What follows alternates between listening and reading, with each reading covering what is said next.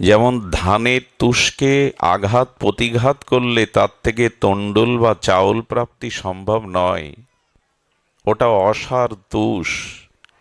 তেমনি দেবর্ষিপাদ নারদ বললেন, কুকর্ম আচরণাৎ, মানুষের কুকর্ম প্রবৃত্তিকর্ম ভোগবৃত্তির দ্বারা এই আধুনা সময়ে এমন একটা পরিস্থিতি তৈরি হয়েছে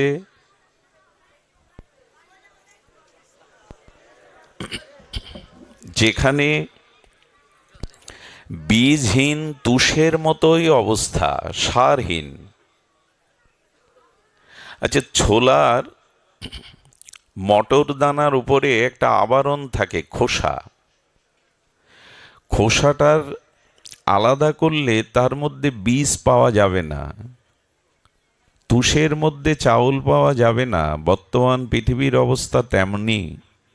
আমাদের প্রবৃত্তি কর্ম, ভোগবৃত্তি কর্ম, আমাদের কাম ক্রোধ লালসা এত কুকর্মে রূপান্তরিত হয়েছে, দেবর্ষি নারদ বলছেন সব বীজহীন তুষ, অসার অবস্থা হয়ে গেছে। এবং উনি দৃষ্টান্ত দিয়ে বলছেন যে বিপ্র ভাগবতী বার্তা গেহে গেহে জনে জনে, খুব ধ্যান দিন দেবর্ষিবাদের কথা। কারিতা কন লোভেন কথা সারস্তস্ত গতা। এই যে ব্যাসপীঠে বসে আমরা ভাগবতীয় পরিমণ্ডলে শ্রীমন্দির অঙ্গনে বসেছি হরিকথা শোনার জন্য, আপনাদের বিবেচনা, আপনাদের বুদ্ধিমত্তায় আসা উচিত যে আমার মুখে আপনাদের হরিকথা শ্রবণ করা উচিত কিনা। কারণ এই যে পীঠ, একে ব্যাসপীঠ বলা হয়। এখানে বসে জনমানুষকে ভাগবত বার্তা শুনিয়ে তাদের অনন্ত জন্মের কুসংস্কার ভোগবৃত্তিকে দূরীভূত করে তাদের চিত্তে, তাদের মনে বিশুদ্ধ সদ্ভাবনা, ভগবত ভাবনা জাগরিত করার তপস্যা, সাধনা, নির্লোভতা, নির্মল চরিত্র আমার আছে তো। বিপ্র ভাগবতী বার্তা গেহে গেহে জনে জনে। আজ প্রতিটা গ্রামে ভাগবত হচ্ছে, প্রতিটা জনে জনে ভাগবত পাঠ শুনতে আসছেন। কিন্তু কার মুখে শুনতেন? কারিতা কন লোভেন কথা সারস্তত গতা। বলেন ব্রাহ্মণগণ পণ্ডিতগণ কেবলমাত্র অন্ন ধন শিষ্য পূজা প্রতিষ্ঠা পাওয়ার জন্য ঘরে ঘরে জনে জনে এই ভাগবত বার্তা বলছেন। কিসের জন্য?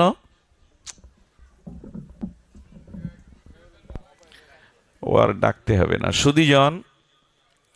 কিসের জন্য আমি এখানে বসেছি? দেবর্ষিবাদ নারদ বলছেন বিব্রই ভাগবতী বার্তা গেহে গেহে জনে জনে কারিতা কন লোভেন। অর্থাৎ আমি এখানে অর্থ পাব, অর্থের দ্বারা অন্নাদি প্রাপ্ত হব, যশ খ্যাতি পূজা প্রতিষ্ঠা আশ্রম শিষ্য গড়ব, এই মনোভাব নিয়ে যদি আমার মতো কেউ পাঠ করতে এই ব্যাসপীঠে বসে,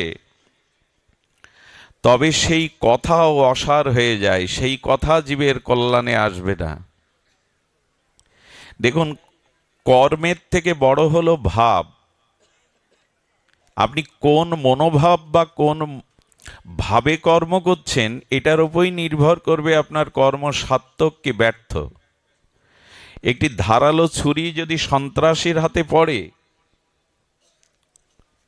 তাহলে আপনার বুক বিদীর্ণ করে সে আপনাকে হত্যা করতে পারে। কিন্তু যদি ওই ধারালো ছুরিটি কোনো সার্জারি বিভাগের প্রধান অস্ত্রোপচারকারী ডাক্তারের হাতে পড়ে, তবে তার আপনার বুকে ওই ছুরি চালিয়ে সে আপনাকে অপারেশনের দ্বারা, সার্জারির দ্বারা নিরাময় নিরোগ করতে পারে। ছুরি দুইজনের হাতে আছে, সন্ত্রাসী এবং ডাক্তার। ভাব এবং উদ্দেশ্য অনুযায়ী ক্রিয়ার ফল ফলে।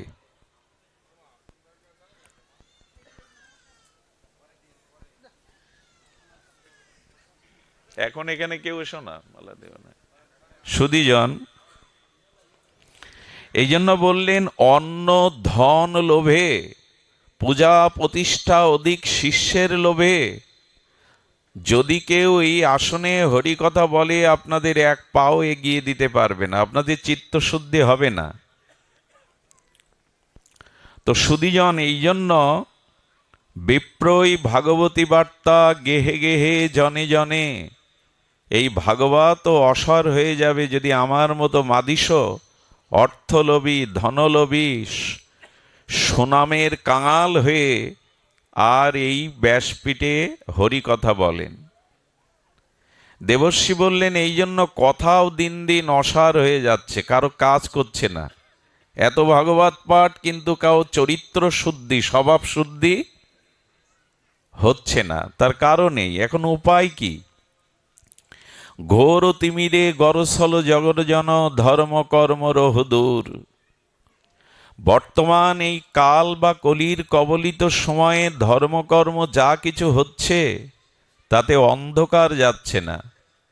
এখন লাইট প্যান্ডেল বেড়েছে, পূজার রাজসিকতা যজ্ঞের রাজসিকতা বেড়েছে, 2 মাইল আলোর রোশনা, কিন্তু ভেতরের অন্ধকার যাচ্ছে না।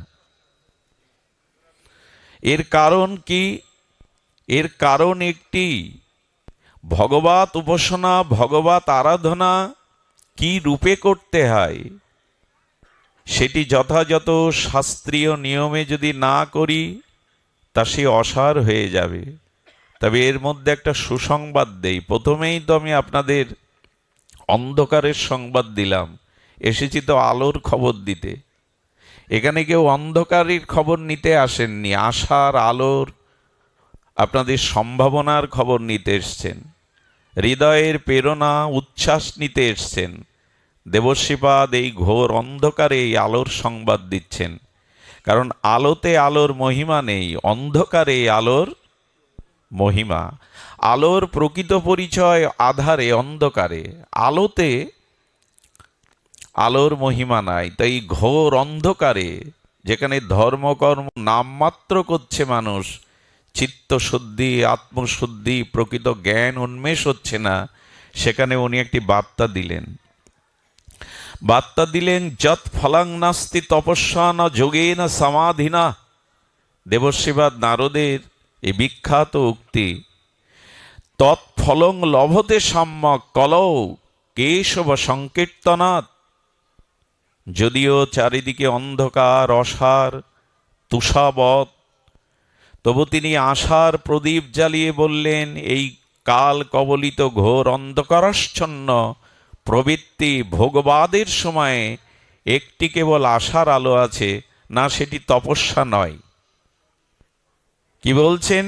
যৎ ফলং নাস্তি তপস্যা ন যোগেন সমাধিনা। যোগের দ্বারা তপস্যার দ্বারা যেটি অন্যান্য সত্য ত্রেতায় প্রাপ্ত হওয়া যেত, সেটি কলিযুগের তপস্যা কলিযুগের যোগ, এটির মাধ্যমে যেটি প্রাপ্ত হওয়া অন্যান্য পূর্বের যুগে যেত, সেই ফলই তুমি লাভ করতে পারবে অনায়াসে আয়াসে।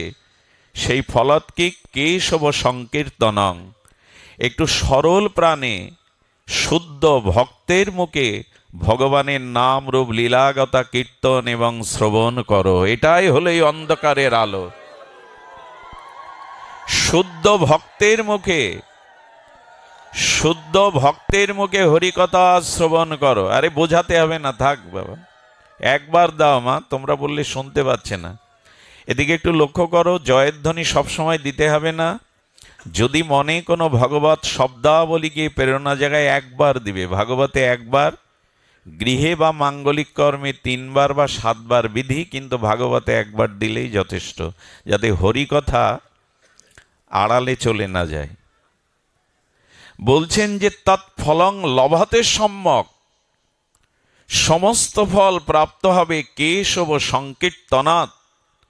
যদি সরল হৃদয়ে শুদ্ধ নির্মল চিত্ত ভক্তের মুখে হরিকথা হরিনাম অর্থাৎ শ্রবণ কীর্তনাঙ্গ এই ভজন করতে পারো, তবেই এই অন্ধকারে আলো জ্বলবে, তবেই তুমি আত্মকল্যাণ, আত্মমুক্তি, প্রেম ভক্তি পাওয়ার প্রগতিশীল ভজনের পথে এগিয়ে যেতে পারবে। এটাই আলো।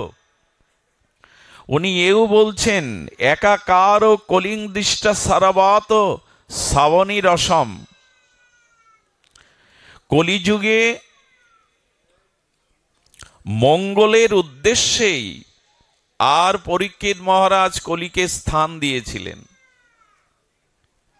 কলিকে তিনি বিতাড়িত করেননি।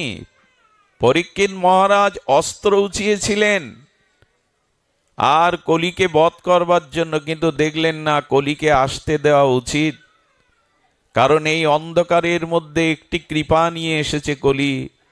তপস্যা, যোগ, সাহধ্যায়, তীর্থ পর্যটন, যাগযজ্ঞের দ্বারা সম্ভব যা নয়। আর তত্তৎ ফল এবার শুধু মাধব সংকীর্তনেই হবে। শুধু হৃদয়টা সরল করো, হৃদয়টা শুদ্ধ করো। আর এটিও হরিকথা, আর এটিও হরিনামের দ্বারাই হবে। আগে হৃদয় শুদ্ধ করে হরিকথা বলবো, হরিনাম শুনবো, তা নয়। হরিকথা বলতে বলতেই, সাধুসঙ্গ করতে করতেই, হরিনাম নিতে নিতেই তবে চিত্ত শুদ্ধি হবে। আর চিত্ত যখন শুদ্ধ হবে তখনই এই হরিকথা সংকীর্তন তোমার চিত্ত বৃত্তিকে নির্মল করে দেবে। দত্তাত্রেয় ভগবান তিনি 24 গুরুকরণ করেছিলেন ভাগবতে। রুমাল আছে সামনে দেখ। দত্তাত্রেয় ভগবান 24 গুরুকরণ করেছিলেন। তো 24 গুরুর মধ্যে দশম গুরু হলো সমুদ্র। দশম গুরুকে ছেলে দাও, ছেলে দাও, দ্রুত দাও। সমুদ্র হলো দশম গুরু। আচ্ছা, সমুদ্রকে গুরু করতে গেলেন কেন দত্তাত্রেয়? বলেন দত্তাত্রেয় দশম গুরু সমুদ্রকে করলেন এই কারণে, সমুদ্রের একটি বিশেষ গুণের জন্য। খুব ধ্যান দিন শব্দের দিকে। বিশেষ একটি উচ্চকোটির গুণ, উচ্চকোটির ভাব সমুদ্র থেকে আমরা পাই। কি ভাব পাই? ভাবটি হলো পূর্ণ পূর্ণিমার শশী গগনে উদয় হলে, নীলিমায় উদয় হলে, ওই পূর্ণিমার দিন দেখবেন সমুদ্রে তার জলকণা উচ্ছ্বসিত হয়ে ওঠে। পূর্ণ পূর্ণিমার চন্দ্র আকর্ষণে সমুদ্রে জল স্ফীতি হয় কি না? তরঙ্গ বাড়ে। কারণ কি? যদি কারণ জিজ্ঞাসা করেন, যে চাঁদের দর্শনে, পূর্ণ পূর্ণিমার চন্দ্রের চন্দ্রিমা দর্শনে সমুদ্রে জল স্ফীতি হয় কেন, তরঙ্গায়িত হয় কেন, উচ্ছ্বসিত হয় কেন? বলো চন্দ্রের সাথে সমুদ্রের কোথায় সম্বন্ধযুক্ত একটি ভালোবাসা আছে, এই জন্য ওর আকর্ষণেও বৃদ্ধি পায়। তো চন্দ্র হলো সুশীতল সৌন্দর্যে আর নির্মলতায় ভরা, কারণ চন্দ্রের কিরণের মধ্যে অমৃত খরিত হয়। এই জন্য চাঁদের আর এক নাম সুধাকর। ওর থেকে সুধা অর্থাৎ অমৃত খরিত হয়। শব্দ কমিয়ে দিলে কেন? চন্দ্র থেকে অমৃত খরিত হয়, এই জন্য তার আর এক নাম সুধাকর। এবং চাঁদের কিরণ যে বস্তুতে পড়ে, যেমন গাছে পড়লে ঔষধি গুণ বৃদ্ধি পায়, মায়ের গর্ভ বৃদ্ধি পায়, বনস্পতি শোভিত হয়, ঔষধের শক্তিদানে চন্দ্রের কিরণের ক্ষমতা আছে। তো সেই চন্দ্রের সাথে সমুদ্রের প্রেমের কারণে উচ্ছ্বসিত হয়ে ওঠে। কেন জানেন? অপরের ভালো দেখলে, অপরের উন্নতি দেখলে যার হৃদয়ে আনন্দের তরঙ্গ হয়, তাকেই তো গুরু বলা যায়, তাকেই তো শ্রেষ্ঠ বলা যায়। অন্যদিন কেন সমুদ্র উচ্ছ্বসিত হয় না, পূর্ণিমাতে কেন হয়? কারণ পূর্ণিমার চাঁদ হলো পরিপূর্ণ। এ পৃথিবীতে সেই ব্যক্তি সংকীর্তন আর হরিকথার দ্বারা ভগবত প্রেম ভক্তি লাভের যোগ্য, যার হৃদয়টা সমুদ্রের মতো, অর্থাৎ অন্যের উন্নতি দেখলে, অন্যের আলো দেখলে যার হৃদয় আনন্দে ভরে যায়, ইনি ভগবত কৃপা পাওয়ার যোগ্য। আমাদের যাই তো, আমাদের এর উল্টোটা হয়। অন্যের কল্যাণ, অন্যের উন্নতি, অন্যের সুনাম দেখলে আমাদের হৃদয়ে জ্বালা সৃষ্টি হয়। বলেন এই মানুষ ভগবৎ প্রাপ্তির অধিকারী নয়। কাম ক্রোধ লোভ থাকলেও কখনো সাধু কৃপায় তার কল্যাণ হতে পারে, কিন্তু পরের উন্নতি পরের কল্যাণ দেখে মাৎসর্যরূপ হৃদয়ে যাদের জ্বালা সৃষ্টি হয়, এরা কোনো কালেই ভগবৎ কৃপা পাওয়ার যোগ্য নয়। এরা চিরদিনই পতন হয় এদের। সমুদ্র আজ উচ্ছ্বসিত তরঙ্গায়িত কেন? চাঁদের পূর্ণ চন্দ্রিমার কিরণ দেখে আনন্দে উচ্ছ্বসিত হয়ে উঠেছে। আর কি করে জানেন সমুদ্র? এই গুণ সমুদ্রের, উচ্চকোটির গুণ বিধায় দত্তাত্রেয় ভগবান সমুদ্রকে দশম গুরু করেছেন। তুমি আমার গুরু।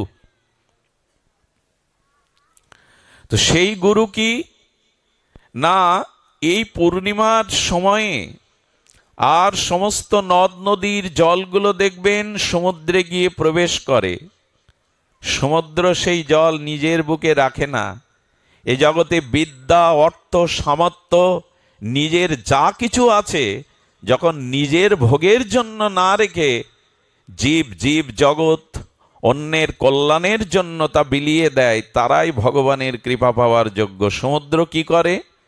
সমস্ত নদ নদীর জল নিজের বুকে নিয়ে মেঘকে দিয়ে দেয়, আর মেঘ বৃষ্টি হয়ে যেখানে যেখানে জলের অভাব, যেখানে যেখানে বৃক্ষগুলো মরে যাচ্ছে, ধরিত্রী শুকিয়ে যাচ্ছে, সেই নদীর জল সমুদ্র মেঘকে দিয়ে আর সেই সেই স্থানে বাড়ি বর্ষণ করে তাদের কল্যাণ করে। ঘুমালে কিন্তু হবে না, ঘুমায়েন না। ঘুম আসছে, আমি দেখতে পাচ্ছি সবাইকে, ঘুমায়েন না। কি করছেন? যে যেখানে জলের অভাব, সমুদ্রের জল যাবে কি করে সেখানে? জল ছাড়া তো জল জীবন, জল ছাড়া তো প্রাণী জীবন বাঁচতে পারে না। এই ধরিত্রী শস্য শ্যামলা হতে পারে না।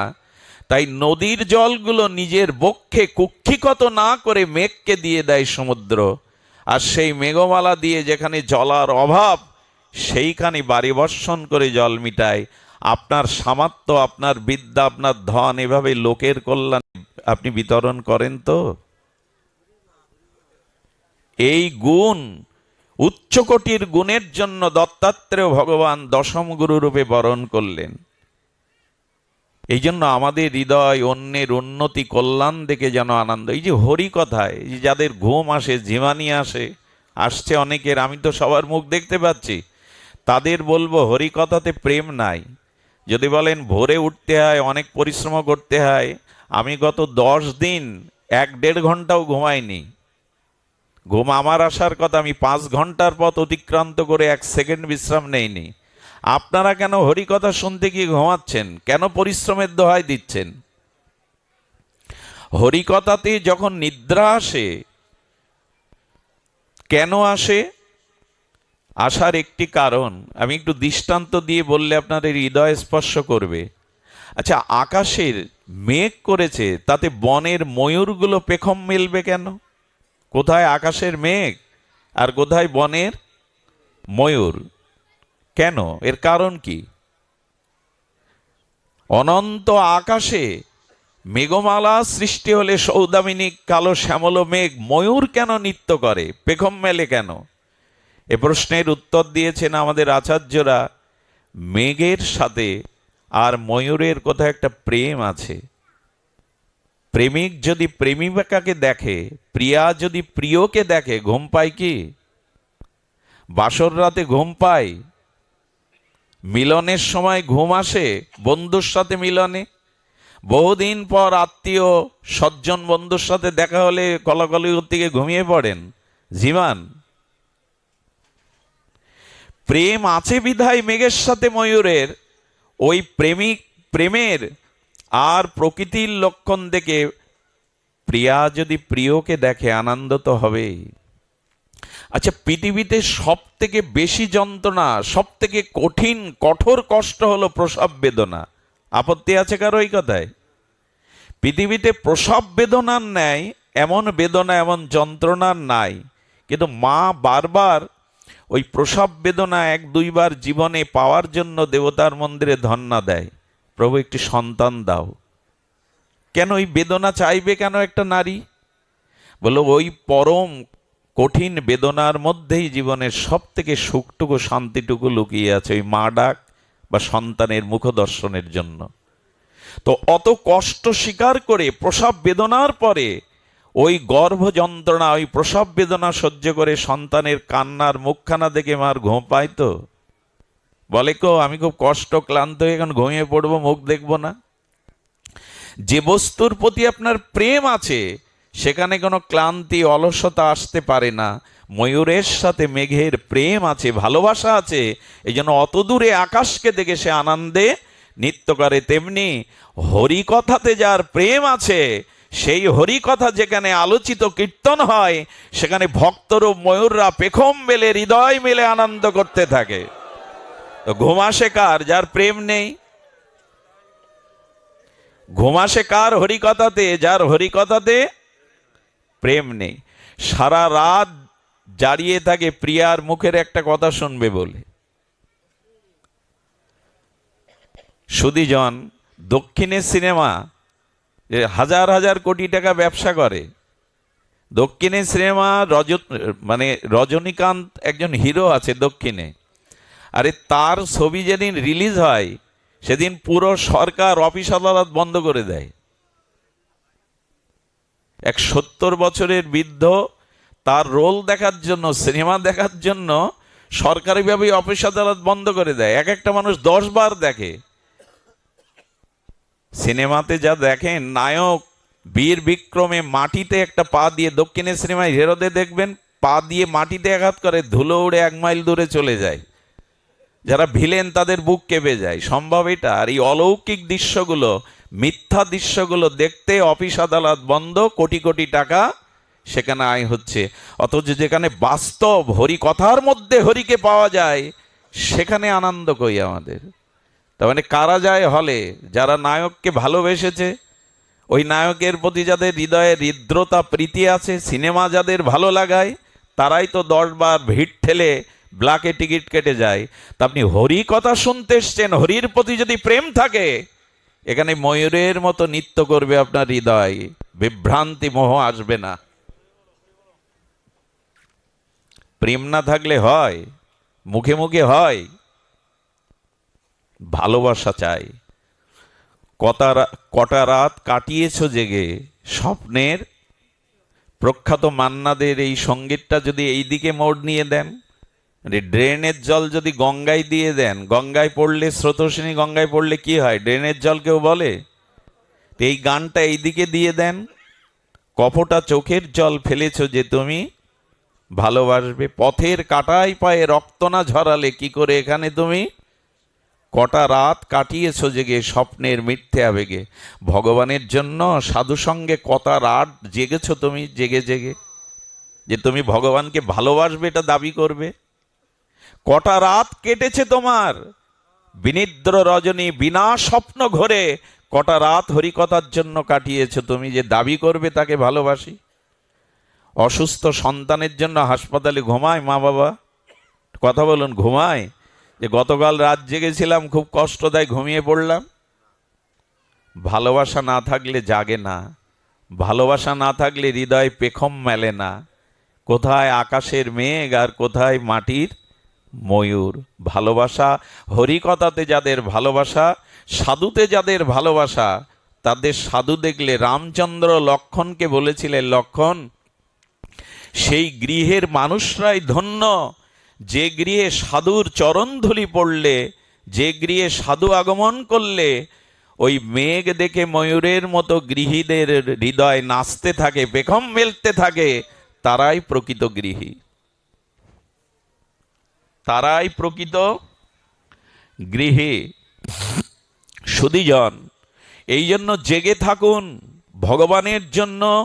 এ জীবন যৌবন ধন জন যদি ভগবত সেবায়, ভক্ত সেবায়, জগতের কল্যাণে সৎ কাজে নিয়োগ না করতে পারেন, 3 ঘন্টা মন্দিরে থেকে কিছু হবে না, বাইরের পোশাকে কিছু হবে না। হৃদয়টা সমুদ্রের মতো করুন। হৃদয়টা ময়ূরের মতো করুন, যাতে প্রেম হয়। ভগবত কথা সাধুতে প্রেম হয়। লাফালাফি দাপাদাপি ছোটাছুটিতে কিছু হয় না। সব কিছুর মূলে প্রেম, ভগবানের প্রতি প্রীতি। আমাদের এই রোগ সারবে কি করে? রোগ আমাদের অনেক জন্মের, এক জন্মের না। এই রোগ নিয়ে তুলসীদাস গোস্বামী একটা অপূর্ব বিষয় জানিয়েছেন, খুব ধ্যান দিয়ে শুনুন। শরীরের রোগ আগে কে বুঝতে পারে? বাইরে প্রকাশ হলে রোগীই তো আগে বুঝতে পারে যার রোগ হয়েছে। কোনো লক্ষণ বিরূপ হয় কি না? কঠিন বা সাধারণ রোগেও কোনো লক্ষণ প্রকাশ পায়। বাইরের রোগ যার হয় সেই রোগী সেই রোগের সাদৃশ্য লক্ষণগুলো দেখতে বা বুঝতে, অনুভব করতে পারে। কিন্তু মনের রোগের সমস্যা হলো, মনের রোগ যার রোগ হয়েছে সে দেখে না, অন্যে দেখে। বোঝা যায় কথা? শরীরের রোগটা যে রোগী সে উপলব্ধি করতে পারে। সিমটম থাকে তো, জ্বর হলো, এই জায়গায় ব্যথা হলো। বাইরের রোগের লক্ষণ চিহ্ন এগুলো রোগী বুঝতে পারে, কিন্তু মনের যে রোগ সেই রোগ রোগী বুঝতে পারে না। তার সাথে যারা ব্যবহার করে অন্য লোকই তার মনের রোগ বুঝতে পারে, সে বুঝতে পারে না। আমাদের দুর্দশা হয়েছে কি, আমরা বাইরের রোগ ডাক্তার দেখাই, অনুভব করি আমার এই রোগ হয়েছে, কিন্তু মনের রোগের খোঁজ আমরা কেউ। কিন্তু জেনে রাখুন, বাইরের রোগ শরীরের ক্ষতি করতে পারে, না হোক কারো জগতে দুরারোগ্য ব্যাধি, ক্যান্সার আদি, এইডস আদি হলে শরীর নষ্ট হয়, কিন্তু আত্মার ক্ষতি হয়। কিন্তু যদি মনের রোগ অর্থাৎ কাম, ক্রোধ, লোভ, হিংসা, পরের কল্যাণে হৃদয়ে মাৎসর্য হওয়া, যদি এই মনের রোগগুলো, অভিমান, অহংকার, এইগুলো হলো মনের রোগ। আমার অহংকার কিন্তু আমি বুঝি না, আমি বলি ঠিক করেছি, ওকে বড় কথা বলে ঠিক করেছি। ওই যে মনের রোগ নিজে ধরা যায় না, কিন্তু যাকে অপমান করলেন সে বুঝলো আপনার এটা কত বড় দাম্ভিকতা। সুধীজন, সাধু যখন আপনাকে কিছু বলেন, আচ্ছা রুগী যখন ডাক্তারের কাছে যায়, তখন রুগীর কি এই আশা করা উচিত ডাক্তার আমার সব ভালো বলুক, কোনো রোগ নেই, তুমি সুস্থ, তোমার মতো চেহারা, তোমার মতো শান্তিতে কেউ নেই, এই আশা করে যেতে হয় ডাক্তারের কাছে? বরঞ্চ ডাক্তারের কাছে ডাক্তার যদি বলে তোমার আমি কোনো লক্ষণ পাচ্ছি না, উল্টে বলে ডাক্তারবাবু আর একটু ভালো করে দেখুন। ওইখানে প্রশংসা নিতে যান যে আমার রোগ নেই, আমি খুব সুস্থ, এই প্রশংসা নিতে যান। তবে মনে করবেন সাধু হলো ডাক্তার, সাধু হলো বৈদ্য। সাধুর কাছে গিয়ে শুধু প্রশংসা নিতে চাইবেন না, সাধুকে বরঞ্চ বলবেন বাবা আমাকে প্রশংসা না করে আমার মনের যে ব্যাধিগুলো আছে ওইগুলো আপনি ভালো করে চিকিৎসা দিন। আমরা আশা করি কি জানেন, সাধুগুরু বৈষ্ণব আমাকে খুব ভালো বলুক, এই লক্ষণে রোগ সারবে না। কথা বোঝা যায়? রোগী ডাক্তারের কাছে গিয়ে কি এই আশা করবে যে আমার সব ভালো বলুক, আমি সুস্থ আছি, আমার কোনো সমস্যা নেই? বরঞ্চ আশা করে উনি আমার সঠিক রোগটা ধরে দিয়ে। তেমন সাধুর কাছে যেতে হয় মনের রোগ সারানোর জন্য। এখানে আমি আপনাদের বাইরের কারো রোগ সারাতে পারবো না। ভাগবত আপনাদের মনোরোগ সারাবার জন্য এসেছেন, কারণ মনন রোগটা অনেক জন্মের, এটা জটিল, এটা সহজে যায় না। বহুবার দেহ বদলেছে কিন্তু মনের স্বভাব, মনের ব্যাধি যেতে চায় না। তো মনোরোগের জন্য সাধুর কাছে গেলে, গুরুর কাছে গেলে শুধু ভালো মুখের প্রশংসার আশা করবেন না, বলবেন আমার রোগগুলো চিনিয়ে দিন। রোগ ধরিয়ে দিলে ডাক্তারের প্রতি খুব রাগ হয়। আচ্ছা, ডাক্তার রোগের কারণে যদি বলে আপনার এই কুঅভ্যাসগুলো আছে এই জন্য এই রোগ হয়েছে, আপনি রেগে যান? ওটা তো সমালোচনা। আপনার সমালোচনা যদি ডাক্তার করে যে আপনি ধূমপান করেন, আপনার লিভার নষ্ট হওয়ার কারণে আপনি মদ পান করেন, এই দোষ ধরালে ডাক্তারের প্রতি রোগী রেগে যায়। তেমন সাধু যদি কারো মনের রোগ বা তার ব্যাধি বলে দেয়, যে রাগে তার জানবেন সাধু কৃপার পাওয়ার যোগ্য সে, সেই জগতে কিছু পাবে না। আমরা আশা করি সাধু আমাকে ভালো মুখ দিক, মালা পরাক, এই আশা নিয়ে কখনো সাধুসঙ্গ। এই জন্য গুরু কাকে বলে জানেন? গুরুর আগে বলি শিষ্য কাকে বলে, খুব ধ্যান দিয়ে শুনুন। দীক্ষা তো আমরা নিয়েছি, শিষ্য কাকে বলে? যিনি শাসন সহ্য করার ক্ষমতা রাখেন তাকে বলে শিষ্য। শাসনকেও যিনি হৃদয় পেতে আনন্দে গ্রহণ করতে পারেন তাকে বলে শিষ্য। এখন তো গুরুদেব শিষ্যের দোষ ধরলে বলে এই গুরু ত্যাগ করলাম। আর বর্তমান যে সময়, অনেক শিষ্য গুরুর নামে কেসও ঢুকে দিচ্ছে আজকাল, যে গুরুদেব চাকরি দেওয়ার নাম করে টাকা নিয়েছে, ছেলেটা দেয়নি, দাও কেস ঢুকে দাও। এই হলো দুরবস্থা। হ্যাঁ, আমাদের দেশে গুরুর দুরবস্থা কেমন জানেন? বাবা সাউন্ড কমে যাচ্ছে, দেখো তোমার একটু শক্তি পাচ্ছে না। যারা পাঠ দেন তারা পাঠের মাইক্রোফোনটা একটু আলাদা করে রাখবেন, এই শব্দটাই এখানে কাজ করবে। সুধীজন, যে কথা বলছিলাম, যে এখানে মনের রোগ, এই মনের রোগ নিরাময়ের ঔষধি হলো এই ভাগবত কথা, ভাগবত শাস্ত্র উপদেশ। এবং এখানে ডাক্তাররা হলো, বৈদ্য হলো সাধু বৈষ্ণব গুরুগণ। গুরুদেবের মহিমা, আমাদের যা দুরবস্থা, সে দুরবস্থার কথা আর কি বলবো। এক গুরুদেব গিয়ে বলছেন, এরে ভোলা ময়রার দাদার সঙ্গে তিলক আছে আর গলায় মালা আছে, যা 4টে গরম রসগোল্লা নিয়ে আয়। গুরুদেবের আর কিছু খাওয়ার ইচ্ছা হয়নি, ভোলা ময়রার 4টে রসগোল্লা।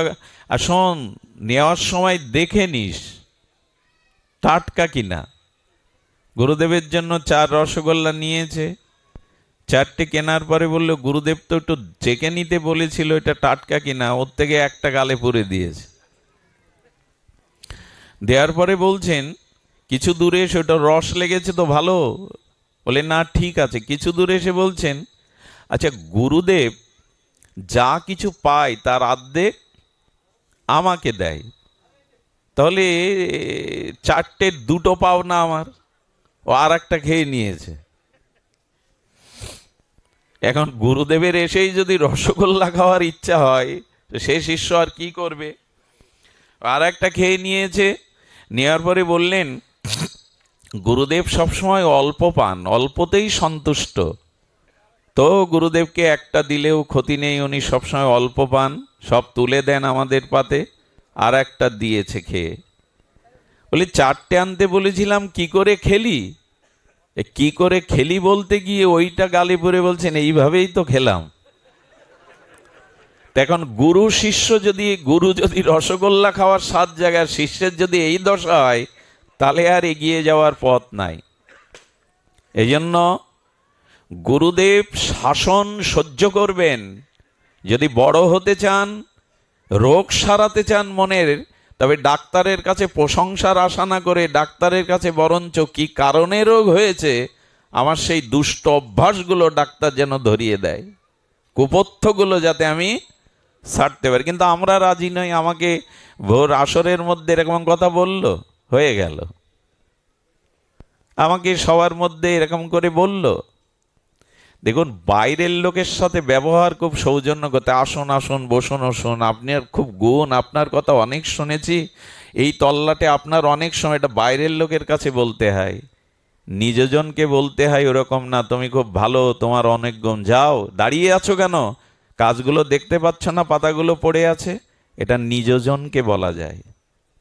বাইরের লোক আসলে বলা যায়, বসুন, আপনার কথা অনেক শুনেছি, আপনার প্রশংসা অনেক শুনেছি, আপনার অনেক মহিমা।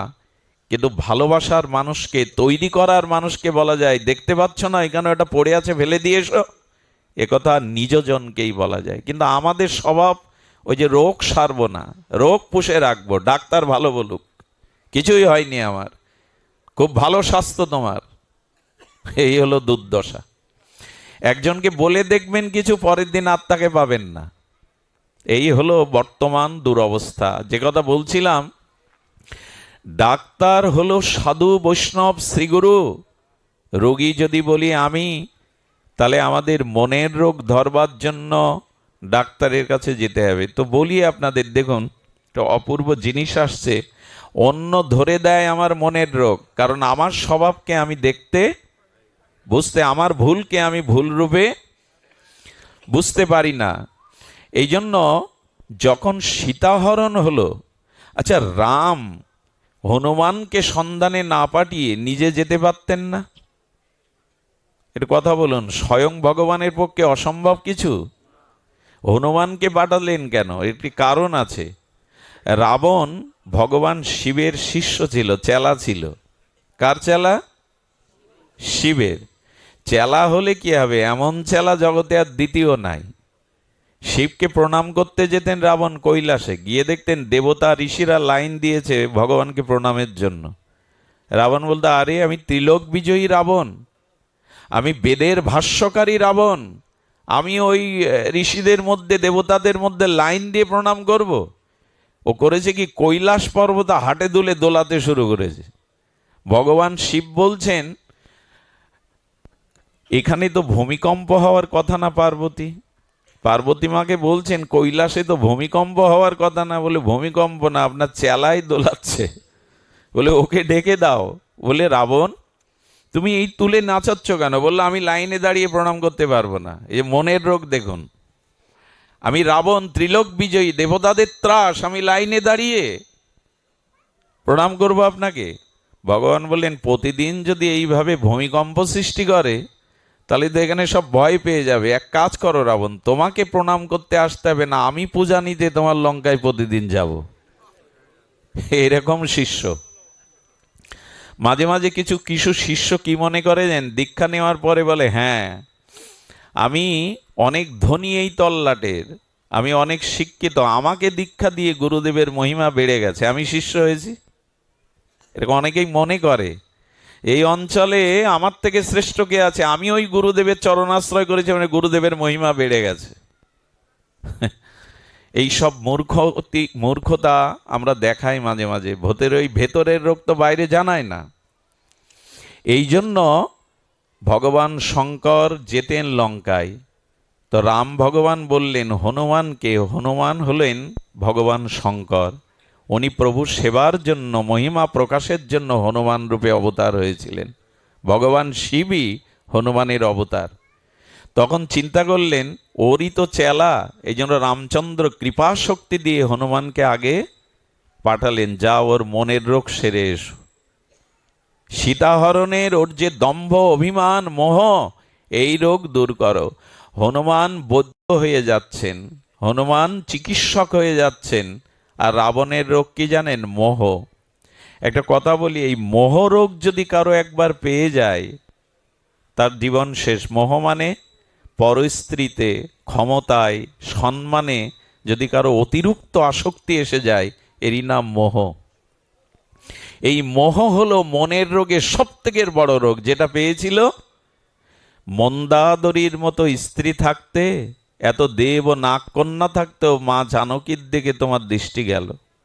আর এমন অহংকারী রামের নামও মৃত্যুর আগ পর্যন্ত একবার কেবল মৃত্যুর সময় রাম বলে ডেকেছিলেন, আর রাম নাম নেমনি। বললো ওই বনবাসী তপস্বী কি করছে বনে বনে, বনবাসী বলতো, তপস্বী বলতো, রাম বলতো না।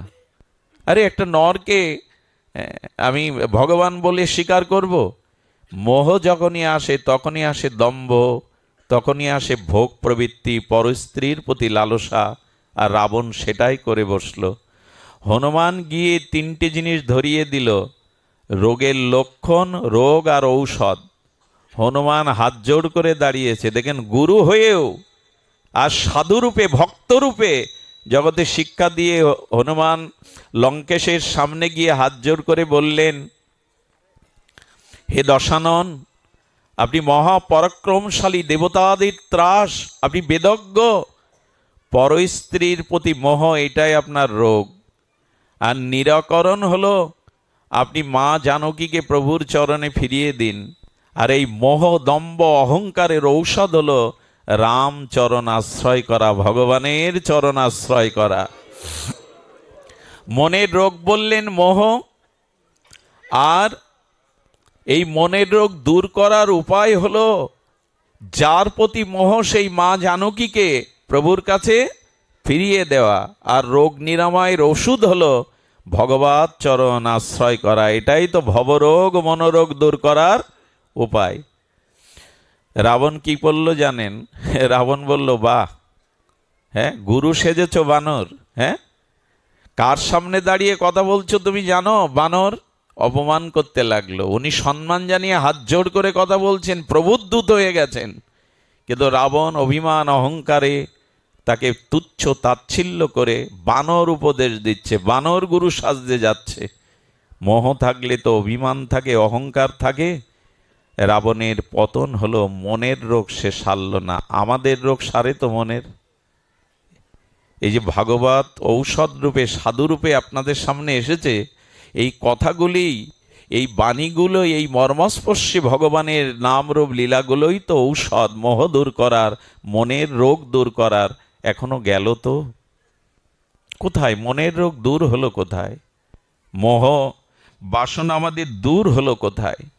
দেখুন, একটি কথা আপনাদের বলি, প্রায় এখন একটি প্রশ্ন আসে, কর্ম বড় না ভাগ্য বড়? অনেকের প্রশ্ন আসে, কর্ম বড় না ভাগ্য বড়? কেউ কর্মবাদীগণ বলেন কর্মই পুরুষার্থ, কর্মের দ্বারাই সব পেতে হয়। আবার কেউ বলেন কর্ম করেও কি হবে, যদি ভাগ্যে না থাকে তো আমি পাবো। এর সমাধান কি? কে বড়, কর্ম নাকি আমাদের ভাগ্য? দেখুন, কিছু মানুষ আছে তারা ভাগ্যের দোহাই দিয়ে জীবন কাটায়, কিন্তু চেষ্টা বা কর্ম করতে চায় না। এই ভাগ্যবাদীদের জিজ্ঞাসা করবেন তো, ভাগ্য কি আকাশ থেকে পড়ে? ভাগ্য কি মাটি ফুঁড়ে ওঠে?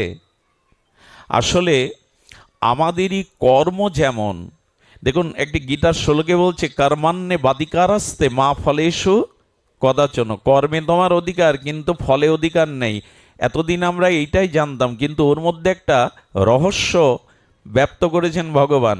কর্মান্নে, অর্থাৎ আগে কর্ম করো, কর্ম করলে তদরূপ ফল আশা করতে হবে না, তুমি পাবে। বুঝতে পেরেছেন শ্লোকটার রহস্য? কর্মান্নে বাদিকারাস্তে মা ফলেষু কদাচন, কর্ম করো, ফলের আশা করো না। কিন্তু শ্লোকটার যথার্থ অর্থ কি হবে? তুমি কর্ম যেমন করেছো, না চাইলেই ফল তাই পাবে। সুধীবৃন্দ, এই জন্য কর্ম, চেষ্টা, প্রচেষ্টা করতে হবে। আচ্ছা, বীজগুলো যখন মাঠে খেতে কৃষক ফেলে দিয়ে আসে, যারা বীজ তত্ত্ব জানে না, ফসল তত্ত্ব জানে না, তারা কি বলে জানেন? বীজগুলো নষ্ট করে মাটিতে ফেলে দিয়ে আসলো। ফেললো বটে, কিন্তু পরে কি নিয়ে আসে ক্ষেত থেকে? তার থেকে বহুগুণ, তার থেকে বহুগুণ ফসল সে ঘরে তোলে। আপনি যেমন কর্ম করবেন, আপনার ভাগ্য, আপনার বিধিলিপি ততদূপ রচিত হবে। কর্ম অনুযায়ী আপনার ভাগ্য রচিত হবে। আচ্ছা, একটা কথা বলি, কাটার বীজ রোপণ করেছেন খেতে, কি বীজ বপন করেছেন? কাটা। এখন আপনি যদি বলেন কাটার বীজ বপন করেছে, আমি কাটা না, ওর থেকে ফুল চাই, এই ভেবে ওখানে 7 দিন ভাগবত পাঠ দেন ওই খেতে, প্যান্ডেল করে, গঙ্গা জল যমুনার জল ঢালুন, আর ওখানে বৈষ্ণব সেবা দিন 7 দিন, এর পরেও কাটার বীজ ফুল হবে তো? সবাই কিন্তু বলছেন না, হবে কি? কেন হবে না? আপনি বীজ বুঝে দেন কাটার, ওখানে গঙ্গা জল যমুনার জল ভাগবত পাঠ বৈষ্ণব সেবা দিলে বীজ কখনো কাটার বীজ হবে না। তেমনি অনেকেই প্রশ্ন করে, বাবা কর্ম বড় বলছেন, যেমন কর্ম তেমনই ফল হয়, কিন্তু দেখা যায় এই জগতে অনেক দুষ্ট ব্যক্তি, অধার্মিক ব্যক্তি, তারা সুখে আছে, ব্যাংক ব্যালেন্স, টাকা পয়সা, তাদের রোগ শোক নেই। আর যিনি ধর্মকর্ম করছেন, ন্যায় নীতি পরায়ণ, তার রোগের শেষ নেই, তার শোকের শেষ নেই।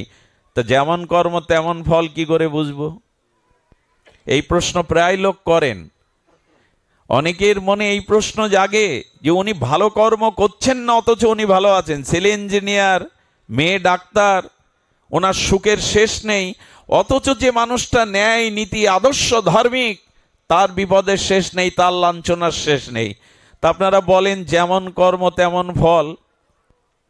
এর কারণ শুনুন, এর কারণ একটাই, ব্যাংকে 20 বছর আগে যা জমা রেখেছেন সুদে আসলে 20 বছর পর তা ফেরত পাবেন কিনা? যা রেখেছেন তা পাবেন না, 20 বা 50 বছর পরেও তা পাবেন। এই কর্মটা আপনার এই জন্মের না। সুকর্ম করেও এখন যে ফল ভোগ করছেন আপনি, কষ্ট, দুঃখ, লাঞ্ছনা, অপমান, এটা কোনো না কোনো জন্মের, অতীতের জন্মের ফল। ওই প্রভাবটা প্রারব্ধ রূপে এখন ভোগ করছে। কিন্তু বর্তমানে যে আপনি ধর্ম, কর্ম, আদর্শ নিয়ে চলছেন, এর ফলটা পরে পাবেন। তার কারণ বীজ এখনই পড়লে, বৃক্ষ এখন রোপণ করলে এখনই ফল দেবে না, কিছুটা বিলম্ব হবে। এই জন্য মানুষের উচিত বর্তমান সময়টা সৎকর্মে কাটানো। অতীতে তা যা হয়ে গেছে সেগুলো কর্মরূপে আসুক, অপমান, অভাব, অনটন, রোগ শোক রূপে, কিন্তু নূতন করে আর কুকর্ম যাতে না করতে হয়।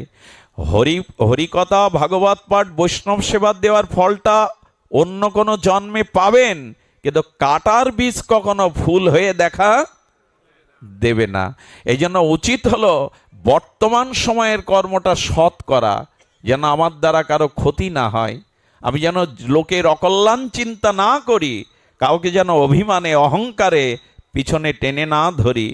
এই কর্মগুলো যদি এখন করতে থাকেন, আপনার জীবন ভবিষ্যৎ ফুল ফুটবেই। এই জন্য গোবিন্দ বলছেন, ফলের আশা কি? কর্মই যেমন হবে তার প্রাপ্তিটা। আমি একটু বাস্তববাদী কথা না বলে পারি না।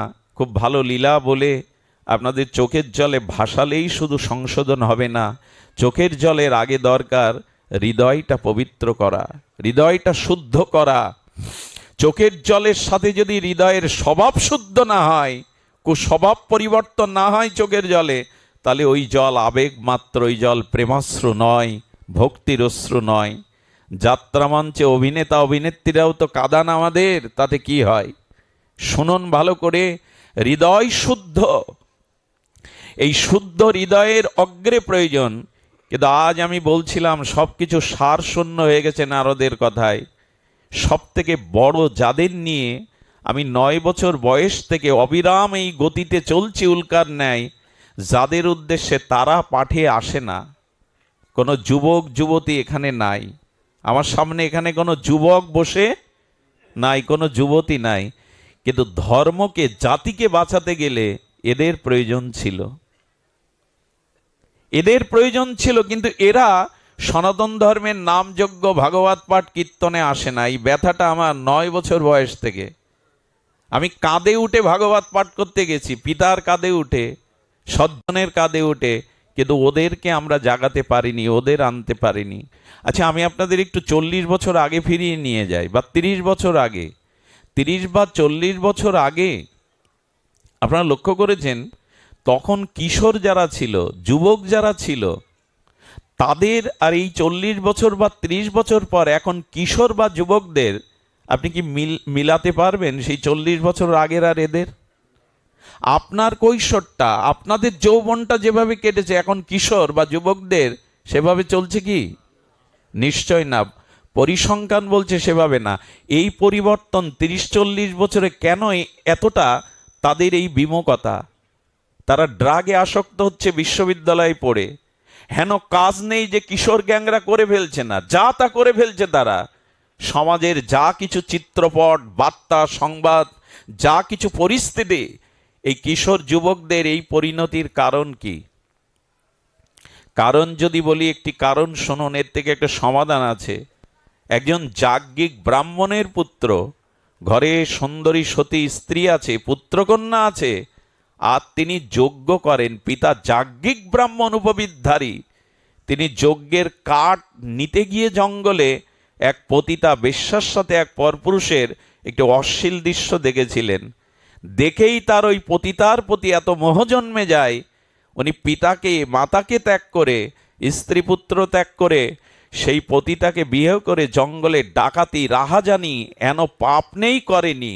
আর এই চরিত্রটা ভাগবতের চরিত্র। এনার নাম অজামিল, এনার নাম অজামিল। একজন যাজ্ঞিক মুনির পুত্র একটা অশ্লীল দৃশ্য দেখে তার তপস্যা, তার যজ্ঞ শেষ করে দিয়ে, হেন পাপ নেই সে করেনি, পতিতাকেই বিয়ে করে ঘনশ্যাম বাড়ল। 40 বছর আগে আপনাদের হাতে মোবাইল ছিল না, নেট ছিল না। এই অশ্লীলতা যখনই এর মধ্যে দিয়ে এই যুবক কিশোর যারা ছোটবেলা থেকে আপনি মনে করেন কিছু বোঝে না, ওরা যে কি খোলে যেন এখন মোবাইলে কি করে রাখে, লকটা খুলেই ওরা যে আঙুলটা সরায়, ওর মধ্যে দিয়ে ওদের দৃশ্যপটে যা আসে, যে শব্দ, যে দৃশ্য, আজকে প্রেক্ষাপট পরিবর্তনের 90% কারণ এই অশ্লীলতাইগুলো, এই আকাশ সংস্কৃতি, এই অশ্লীলতাইগুলো। মানুষ যা দেখে তাই শেখে।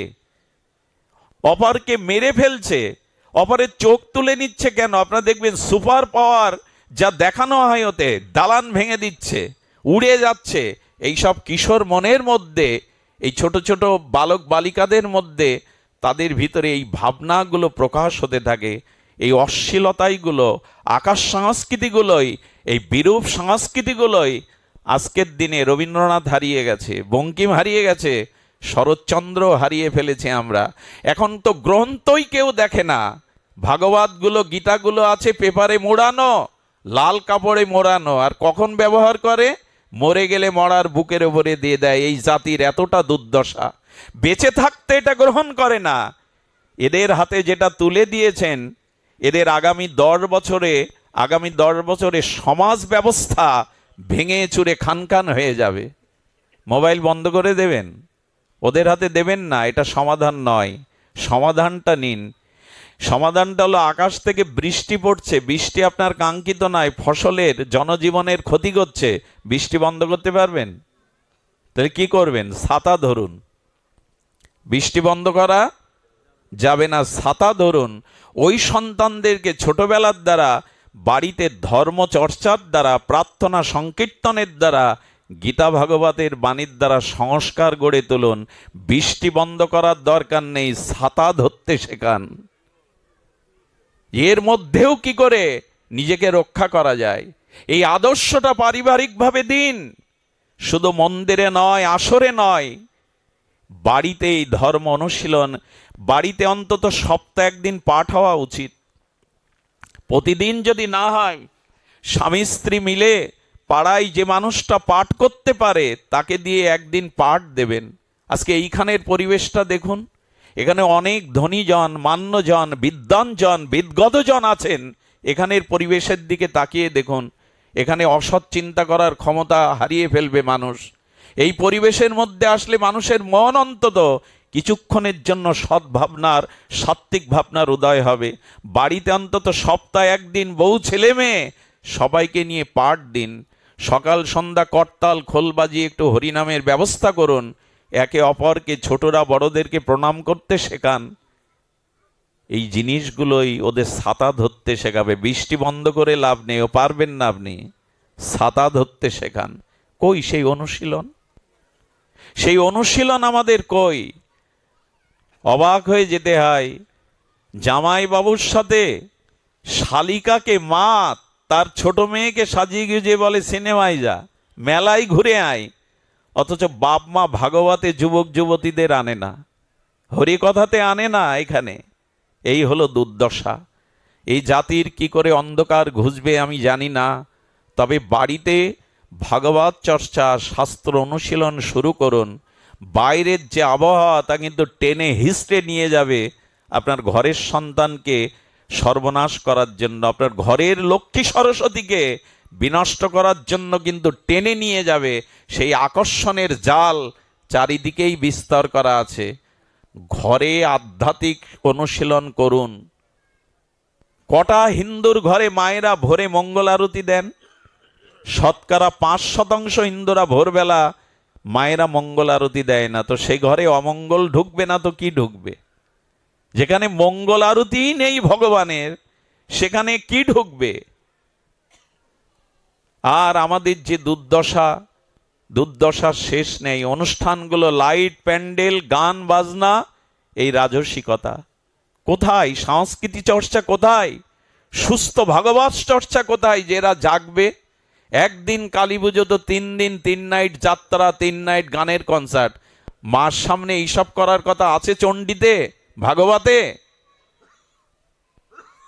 আজ আমরা সেগুলোই করছি আর তাই নিয়ে আনন্দ করছি। একবার দুর্গা পূজায় আমি পাঠ করতে গিয়ে দেখি 500-700 লোক রাস্তার পাশে দাঁড়িয়ে হাততালি দিচ্ছে। কি দেখছে জানেন? ড্রাইভারকে বললাম, ভাই একটু গাড়ি রাখুন তো, এখানে কি হচ্ছে? দেখলাম একটা ছোট্ট বাচ্চাকে অদ্ভুতভাবে বিকিনি পরিয়ে কুসজ্জা দিয়ে আর ওই বক্সের ডিজের গান দিয়ে, অশ্লীল গান দিয়ে নাচানো হচ্ছে, আর তার পিতার বয়সী মায়ের বয়সী মায়েরা হাততালি দিচ্ছে তার ওই অশ্লীল নাচ দেখে। আর এগুলো আমদানি হয় সিরিয়াল থেকে। আমাদের পশ্চিমবাংলার যে গানের কনসার্টগুলো হয় না ছোট, আচ্ছা কাঁঠালকে যদি জোর করে পাকান, কাঁঠালকে যদি জোর করে অসময়ে পাঠান, সেটা স্বাদ হবে? যে বয়সে যেটা জানার দরকার তার থেকে অধিক পরিমাণে জেনে যাচ্ছি আমরা। যার যে বয়সের যে স্বভাব তাকে চাপিয়ে দেয়া হচ্ছে এই সংস্কৃতির নামে, এখন তার অবস্থা কি হবে? এসব কথা শুনতে আপনারা আসেননি, কিন্তু বলছি এই কারণে, এই ভাগবত অনুষ্ঠান থেকে যদি আমরা গৃহে কিছু ফিরিয়ে না নিয়ে যেতে পারি, আমাদের স্বভাবে যদি একটি স্বভাবও নিয়ন্ত্রিত না হয়, তবে এই ভাগবতের অর্থ কি দাঁড়ালো?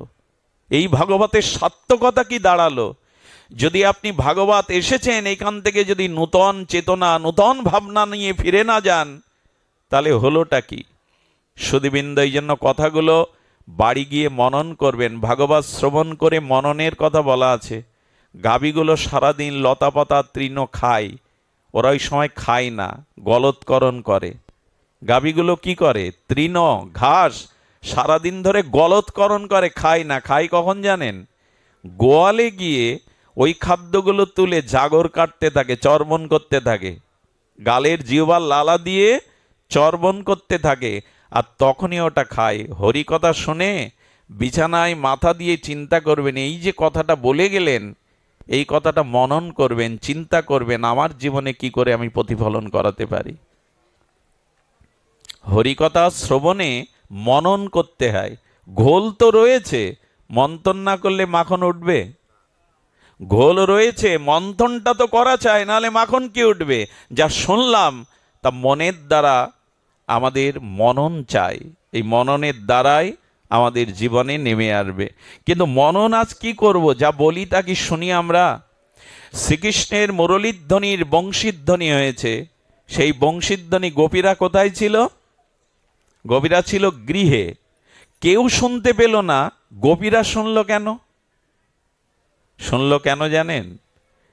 মনে করুন ঢাকা বেতার যন্ত্র থেকে আপনার ভাই আজকের বেলা 9টার সময় তার বংশী বাদন প্রোগ্রাম আছে, তা আপনি সবাইকে ডেকেছেন, এই দেখো ঢাকা সেন্টার থেকে, বেতার থেকে আমার ভাই আজকে বংশীধ্বনিতে, আর তিনি বাঁশি বাজাবেন, রেডিও খুলে বসেছেন। এখন 9টার সময় সেই লাইভ সম্প্রচার শুরু হলো, আপনি ঢাকা কেন্দ্রে না দিয়ে কলকাতার কেন্দ্রে দিয়ে রেখেছেন। এখন বলছে বাঁশি বাজে না কেন, বাঁশি শুনতে পাচ্ছি না কেন? বাঁশি কি বাজেনি? বাঁশি বেজেছিল, কিন্তু আপনার মনরূপ সেন্টার, অর্থাৎ আপনার ঢাকা কেন্দ্রের থেকে আপনি কলকাতার কেন্দ্রে দিয়ে রেখেছেন, তো বাজলে বুঝতে পারবেন। তেমন শাস্ত্রে বলা হচ্ছে গোপীদের তনুমন প্রাণ সবসময় কৃষ্ণের ভাবনায় রত থাকত। ওই কৃষ্ণের বংশীর রূপের মাধুর্যের কথা ভাবত সারা সময়। গৃহে বসেও তারা শ্রী গোবিন্দের চরণ, তার নাম রূপ লীলা চিন্তা করত। এই জন্য বাঁশি ওরাই শুনতে পেয়েছিল। সেন্টারে দেওয়া না থাকলে শুনবেন কি করে? গোপীদের মন প্রাণ কোন সেন্টারে ছিল? শ্রীকৃষ্ণের চরণে, তার মাধুর্যে, তার লীলাতে, তার নাম রূপে। এই জন্য ওরাই শুনতে পেল। গৃহে অবস্থান করেও ভগবত দর্শন হয়, গৃহে অবস্থান করেও ভগবত প্রেম ভক্তি লাওয়া যায়, যদি গৃহে থেকেও মনটা ভগবানকে দেওয়া যায়। আমরা দেই তো। সংসার ছাড়তে হবে না আপনাদের, গৃহ থেকে কোথাও যেতে হবে না আপনাদের, গোপীদের মতো গৃহে থেকেই ভগবানকে স্মরণ করুন। একটা জিনিস দেখুন, অনেক মানুষ মন্দিরে যায়, ভগবানের মূর্তি বিগ্রহ দর্শন করে আসে, কিন্তু উত্তম হলো শুধু মন্দিরে ভগবানকে দেখে, মন্দিরে গেলে যেমন প্রণাম করেন, স্তুতি করেন, পায়ের পাদুকা খুলে প্রণতি জানান, প্রণাম জানান, সেখানে প্রণামী দেন, একটি প্রসাদ ফলাদি দেন, তেমনি বাড়িটাকেও মন্দির মনে করা। মন্দিরে গিয়ে বিগ্রহ দর্শনে যে ভাব দেখান, বাড়িটাই মন্দির মনে করে বাড়ির ঠাকুরকে ওই জাতীয় প্রতিদিন প্রণাম শ্রদ্ধা করা উচিত। গৃহটাই মন্দির, আমরা গৃহটাকে মন্দির করতে পারিনি। শোনেন, গৃহ মন্দিরে যদি অশান্তি থাকে, এই মন্দিরে এসে শান্তি আপনি পাবেন না, ও তীর্থে গেলেও পাবেন না। এই জন্য গৃহটাকেই মন্দির করুন। নিজ বাসস্থানে অবস্থান করলে নিত্য যেখানে ভগবানের মঙ্গল আরতি, নিত্য যেখানে ভগবানের ভোগরাগ, নিত্য যেখানে ভগবানের গীতা ভাগবত পাঠ, নিত্য যেখানে ভগবানের প্রার্থনা স্তুতি হয়, সেই গৃহটা গৃহ না, সেটাই মন্দিরের রূপ নেয়। অর্চন করলে কি হয় জানেন? একই ইট কাঠ ছাদ দিয়ে আপনার বাড়ি তৈরি করা, একই ঘরের কোণে যেখানে ঠাকুরের আসন পাতা, ওইখানের গন্ধটা, আর যেখানে শয়ন করেন ওই ওই প্রকোষ্ঠের, একই প্রকোষ্ঠের মধ্যে সেখানের গন্ধটা একই।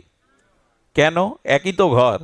আসলে ওখানে নিত্য ধূপ ধীপ জ্বলে, ওখানে নিত্য তুলসী অর্চন হয়। এই জন্য ওখানের বাতাবরণটা পবিত্র হয়ে গেছে, সুগন্ধে ভরে গেছে। কিন্তু যেখানে শয়ন করি ওখানে এই পবিত্রতাটা নাই। একই ঘরে একই ইটকাঠের মধ্যে দুই জায়গার দুই অনুভূতি।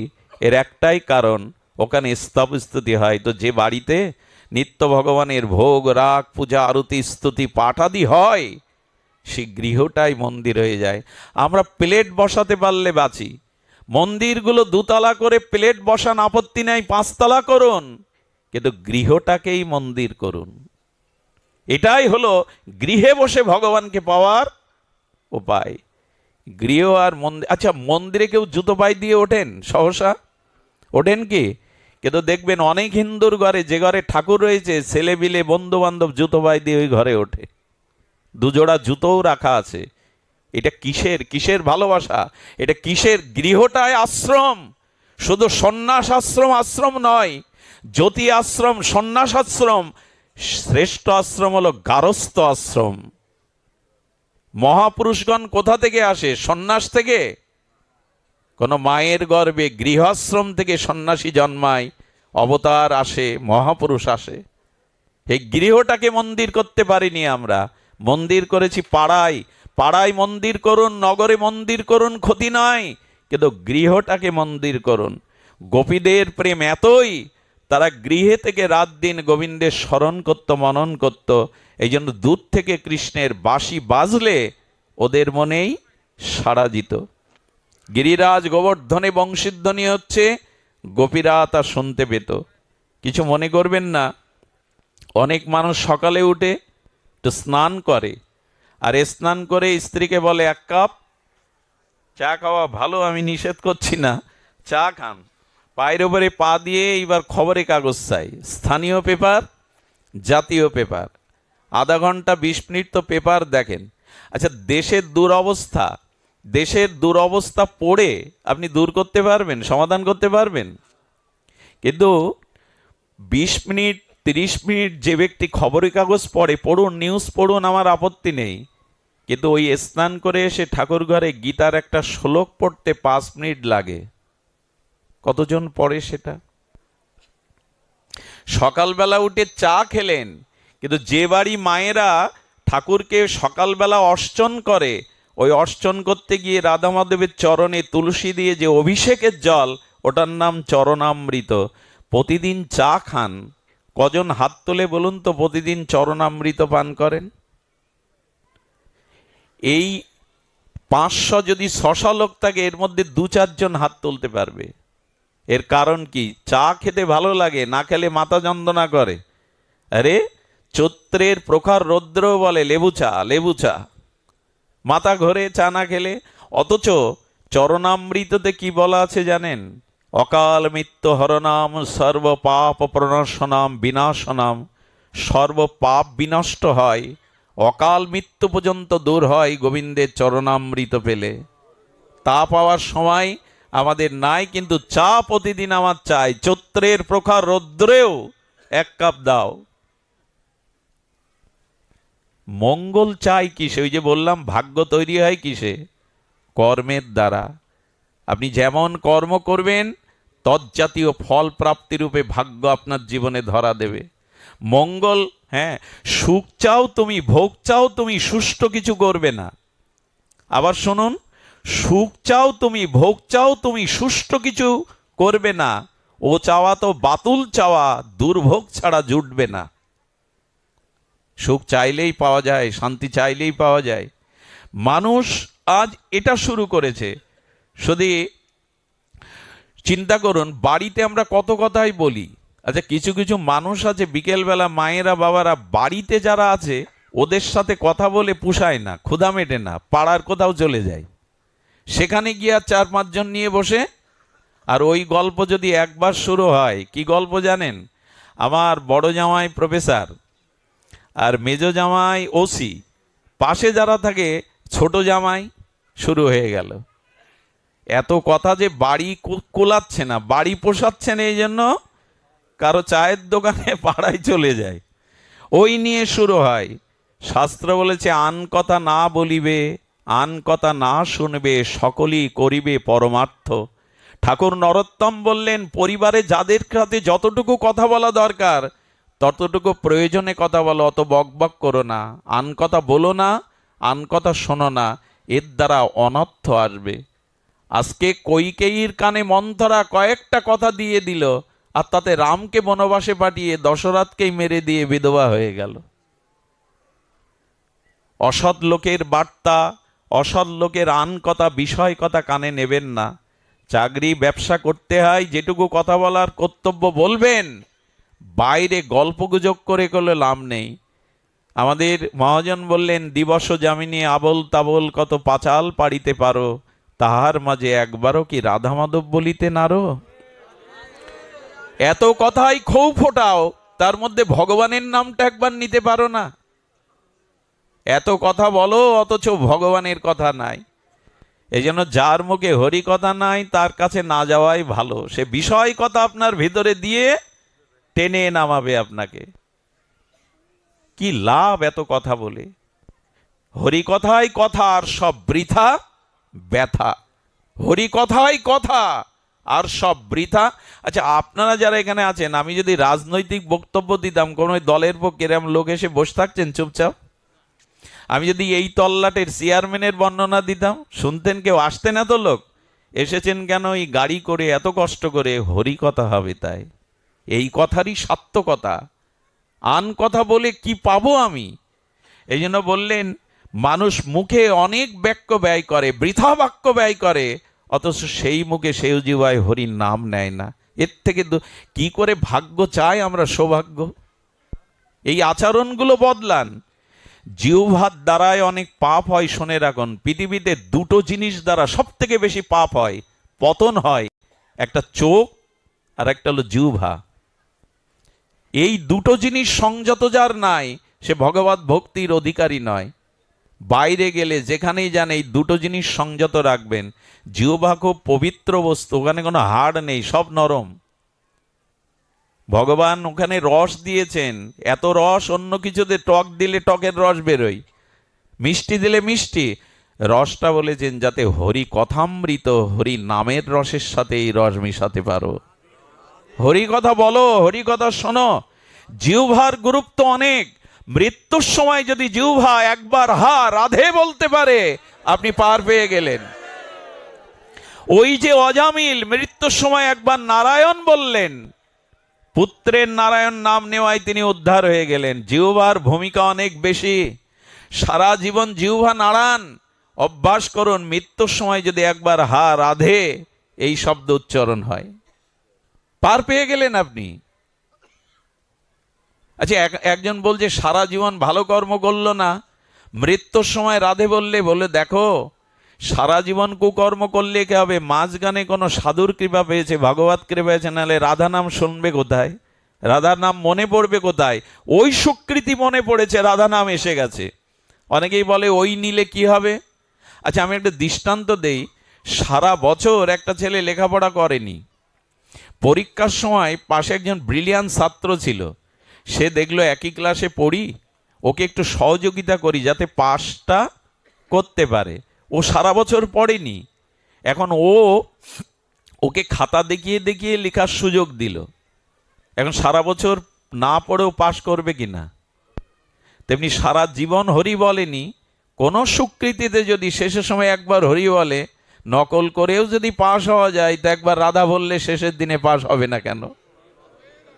এই জন্য অভ্যাসটা রাখুন, কখনো কখনো কানে এটা দিন, হরিকথা হরিনাম দিন, যদি একবার বেরিয়ে পড়ে। আমাকে একজন বললেন, মঙ্গলজি এই শরীর দিয়েই তো ভজন সাধন, এভাবে শরীর নষ্ট করছেন কেন? বাড়ি বসে নাম করুন, বাড়ি বসে শাস্ত্র অধ্যয়ন করুন, এইভাবে কেন শরীর নষ্ট করছেন? আমি বললাম, বাবা, মানুষ যৌবনে অনেক আয় করে জমা রেখে দিলে বৃদ্ধ বয়সে বসে খেলেও সেটা ফুরোয় না, লোকের কাছে হাত পাততে হয় না। তো এই সময়টা যদি সাধুসঙ্গ হরিকথাতে আপনাদের চরণ ধুলিতে সম্পদ, কিছুটা প্রেম ভক্তি কৃপা করুণা সম্পদ জোগাড় করতে পারি, রোগে পড়ে থাকলেও এই সম্পদটাই সেদিন ভাঙিয়ে ভাঙিয়ে ভগবানের চিন্তায় অন্তত চিন্তা করতে পারবো। জোগাড় করুন, এগুলোতে জোগাড় করুন। এই জন্য যার কাছে আন কথা ওখানে না যাওয়াই ভালো। আমি সিডির দোকানে বসেছি, একবার এক গ্রামে পাঠ করতে গেছে, আমাকে যে ডাকে হৈহুল্লোড় করে চলে যায়, কোথায় যাচ্ছি জানি না। তো গিয়ে দেখি রাত 9:30 বাজে পাঠে কেউ আসেনি, 2-4 জন ভক্ত ছাড়া। তা আমি কমিটির কাছে জিজ্ঞাসা করছি, বাবা কাউকে নিমন্ত্রণ দেননি, ভক্তদের জানাননি? বলে জানিয়েছি, কিন্তু ওরা আটকে গেছে। আটকে গেছে কোথায়?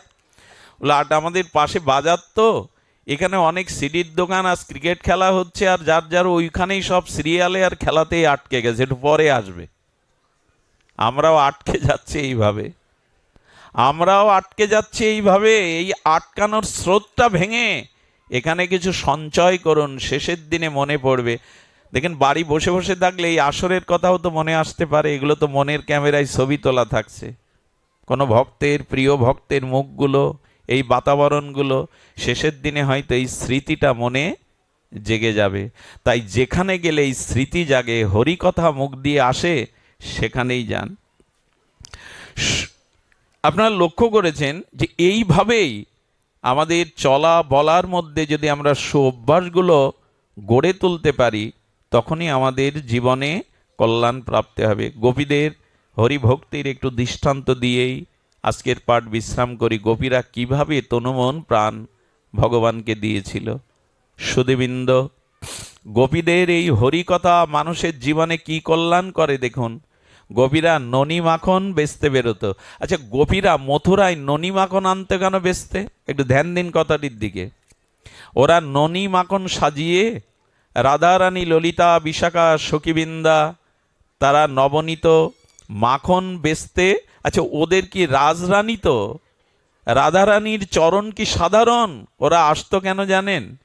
আসলে ওরা ব্রাহ্মণ পল্লীতে যেত, ওই ঘিগুলো, মাখনগুলো ভগবানের সেবায় যাগযজ্ঞে লাগবে তাই নিয়ে যেত। আর ওরা মাখন মাথায় নিয়ে আসতো এই কারণে, শ্যামসুন্দরের সাথে দেখা করাই ওদের উদ্দেশ্য, অন্য উদ্দেশ্য নয়। যদি বলেন মায়েরা যাবে কেন? বৃন্দাবনে এখনো এই নিয়ম, মায়েরাই বেশি পরিশ্রম করে, ক্ষেতের কাজ, বাইরের কাজ মায়েরাই আজও বেশি করে। কিছু কিছু সমাজে আছে দেখবেন মায়েরাই বেশি খাটে, এমনি আমাদের গৃহেও খাটে। পুরুষ এসে যদি বলে সারাদিন করোটা কি, একদিন বাড়ি থেকে দেখো করেটা কি। তারা চাকরি বাকরি, ব্যবসা বাণিজ্য করেন বটে, ঘরের কাজ কম না। তবে এখন অনেক সুবিধা হয়ে গেছে, এখন কাপড়টাও তো কাচতে হয় না। কি বেরিয়েছে? Washing machine. National TV channel ঘোরাতে গিয়েও খাট থেকে উঠতে হতো, এখন আর উঠতে হয় না। কি টেপে? কাজ সব কমে গেছে এখন। আগের দিনে আর কাঁথা সেলাই এখন নাই। কাঁথা সেলাই আছে? নকশি কাঁথাও নাই, সব কমিয়ে দেয়া হয়ে গেছে। বসে বসে খাও আর রোগগ্রস্ত হও, বসে বসে খাও আর রোগগ্রস্ত হও। যে মায়েরা পরিশ্রম করে, রোগ ব্যাধি তাদের খুব কম হয়। এটা পুরানো দিনে মা ঠাকুমাদের দিকে তাকালে বোঝা যায়। সুধীজন, সব কিছু এত সহজ হওয়া ভালো না। সহজে সব কিছু পেলে সে বস্তুর মূল্যায়ন, এখন আমরা সব সহজ করে ফেলেছি। তার কি করা যাবে? যুগ যেদিকে এগিয়ে যাচ্ছে, আমি বলেছি যুগ বদলানো যাবে না, তবে সংস্কার বদলানো যাবে। গোপীরা মাথায় ননি নিয়ে কি বলতো জানেন? আচ্ছা, বলা উচিত কি? মাখন নেবে, দই নেবে, কিন্তু দেখবার জন্য এসেছে তো গোবিন্দকে। ওদের মনে কার জায়গা? ওরা কি বলতো জানেন? গোবিন্দ নেবে, কানাই নেবে। আহা, ওদের ভেতরের ভাবনাটা মুখ দিয়ে কানাই চলে আসতো, গোবিন্দ চলে আসতো। বলে, ও গোপী, তোমরা কানাই নেবে মানে, গোপী নেবে মানে? ওদের ভাবনায়, ওদের চিন্তনে, ওদের মননে শুধু এই একটি নাম। সুধীজন, এই গোপীগণ তারা এমনি করেই ভগবানকে স্মরণ করতো। আসতো কেন? যাতে গোবিন্দ বদন দর্শন হয়। সুধীবৃন্দ, একটি লীলা বলেই, দেখুন, গোবিন্দ যখন উত্তর গোষ্ঠে ফিরতেন, দাদা বলরাম সুবল সখা নিয়ে, গাভীকে নিয়ে, আর এই গোমাতা গাভীদের নিয়ে শ্রীধাম বৃন্দাবনে গোধূলি লগ্নে পশ্চিম দিগন্তে বিচিত্র রঙের সমাহারে আর গোখুর উত্থিত ধূলিকণাগুলো শান্ত গোবিন্দের ঘর্মের বদনে এসে মিশে যেত। গোবিন্দের সেই কেশমালা যখন এই মুখের কাছে এসে পড়ত, আর ওখানে ধুলি আর ঘাম মিশে এক অপূর্ব বদনে, সুখদেব গোস্বামী চেয়েছে দেখছেন কি তার অপূর্ব সৌম্য দর্শন। এই রূপ দেখলে আর অন্য রূপ চোখে ধরে? পীতবরণধারী, শিখাপুচ্ছধারী, ত্রিভঙ্গ মোরারি। আজ গোপীর সেই প্রেমধন চুরি করা আমাদের সেই ননীচোর মনোচোর গোপী প্রেমের আর সেই মূর্তি মাধুর্য বিগ্রহ যখন উত্তর গোষ্ঠ থেকে আটতেন, সমস্ত ব্রজবাসীরা যমুনা পুলিনের ধারে, গোষ্ঠের রাস্তার ধারে দাঁড়াতো, যেন সারাদিনের অদর্শনের বিরহ তাপ জোড়াবার জন্য তারা গোবিন্দের ওই বংশীধ্বনি আর তার অপূর্ব মাধুর্যময় মূরতি দর্শন করে সারাদিনের বিরহ তাপকে তারা জোড়াতো। এই জন্য পাশে এসে দাঁড়াতো। রাধারানী তো সবসময় রাস্তায় আসতে পারেন না। রাধারানী চিলেকোটার উপরে দাঁড়িয়ে প্রিয় নর্ম সখীবৃন্দ সহ গোবিন্দের প্রতীক্ষা করছে। আমাদের চোখ চেয়ে থাকে তো তাকে দেখবার জন্য। গোবিন্দ আসছেন আর মুরলীর ধ্বনিতে ব্রজের আনন্দময় আনন্দ দান করতে করতে আর ধেনুবৎস নিয়ে তিনি চলেছেন। দাদা বলরামকে একটু আগে দিয়ে গোবিন্দ একটু পিছনে পড়েছেন। আমাদের নটকিশোর নটবর আর এই কিশোর মণি তিনি আসছেন। রাধারানী, আচ্ছা ভগবানের কোনটা আগে দেখতে হয়, চরণ না বদন? চরণই দেখতে হয়, ওইখানেই তো সব।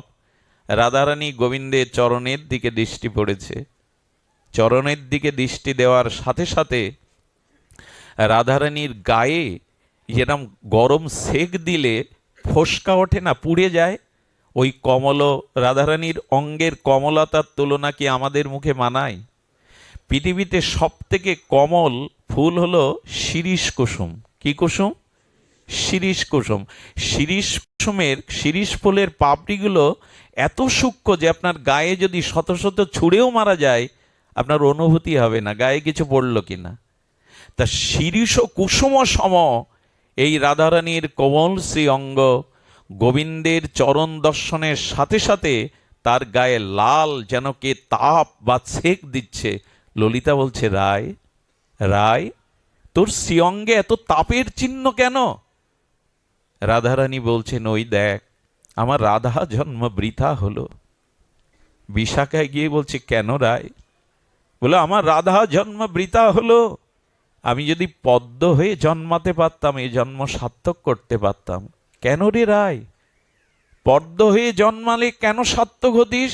ওই দেখ, প্রিয়ের চরণটা সারাদিনের রৌদ্র তপ্ত, ব্রজরেণু ব্রজ বালিকণাগুলো তাপ হয়ে গেছে, আর তিনি খালি চরণে নগ্ন পায়ে ওই ধ্বজ অঙ্কুশ চিহ্নিত দিব্য কোমল চরণ, যে চরণ হাত দিতেও লক্ষ্মী দেবীর বুক কাঁপে, যে চরণ হাত দিতে গিয়েও লাল হয়ে যায়, সেই চরণ আজ তপ্ত ব্রজের ধুলির ওপরে পড়ছে।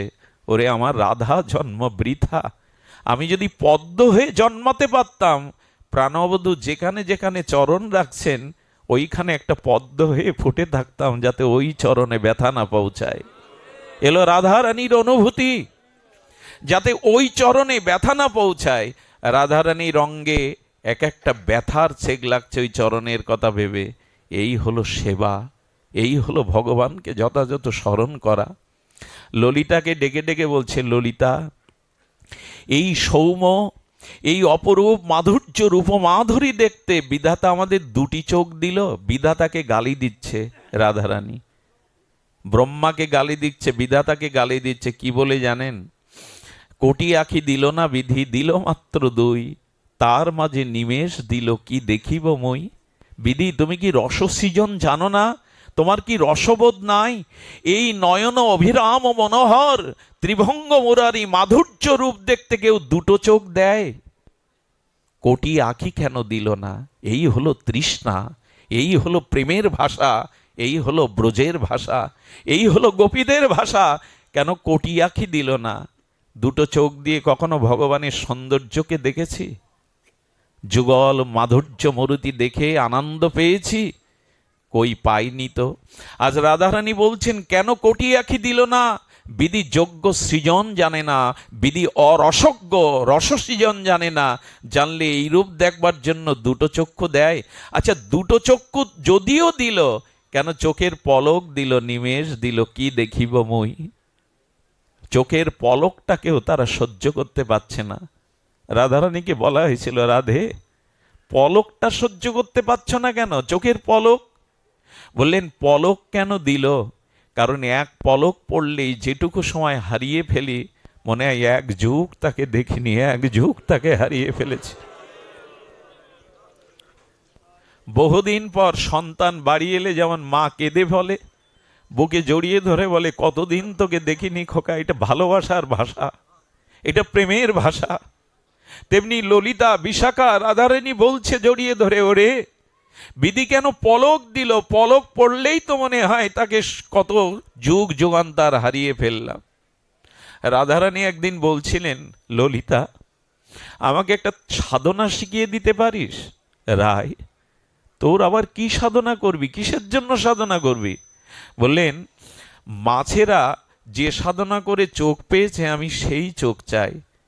মি নাকি, মানে মাছের চোখের পলক পড়ে না, মাছের চোখের পলক পড়ে না। বললেন, এ পৃথিবীতে সব প্রাণীরই পলক দিয়েছে, মাছ কোন তপস্যা করেছে বলতে পারিস? ওর পলক পড়ে না কেন রায়?